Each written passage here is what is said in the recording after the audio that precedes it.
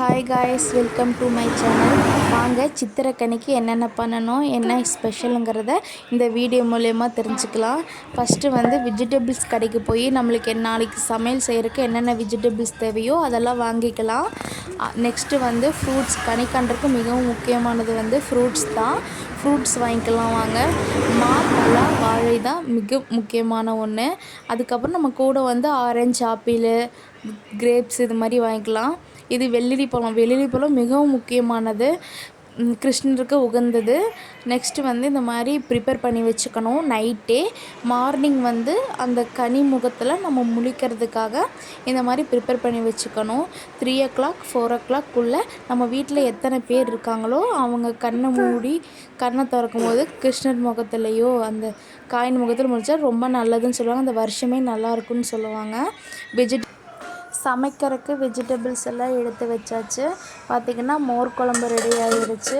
Next sambar, முருங்கைக்காய், இருக்கிற எல்லா வெஜிடபிள்ஸும் போட்டு ஒரு சாம்பார் பண்ணியாச்சு. அப்புறம் கத்திரிக்காய், உருளைக்கிழங்கு, வாழைக்காய் போட்டு ஒரு புளிக்குழம்பு வச்சாச்சு.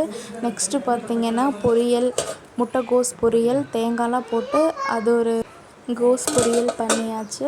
நெக்ஸ்ட்டு பார்த்திங்கன்னா புளி, தக்காளி போட்டு ரசம் பண்ணியாச்சு. அப்புறம் அப்பளம், அதுக்கப்புறம் ஜவ்வரிசி, சேமியா போட்டு பால் பாயசம் பண்ணியாச்சு. கொஞ்சமாக தேங்காய் சரி போட்டால் இன்னும் நல்லாயிருக்கும். அதுக்கப்புறம் ரவா கேசரி பண்ணியாச்சு. சமைக்கிற வீடியோ எதுவும் எடுக்கல, ரெசிபி வேணுன்னா கமெண்ட் பண்ணுங்கள். இது எல்லாமே எச்சுப்படாமல் சமைச்சது. பார்த்திங்கன்னா சாமிக்கு படைக்கிறதுக்கு எல்லாம் லைனாக எடுத்து வச்சாச்சு.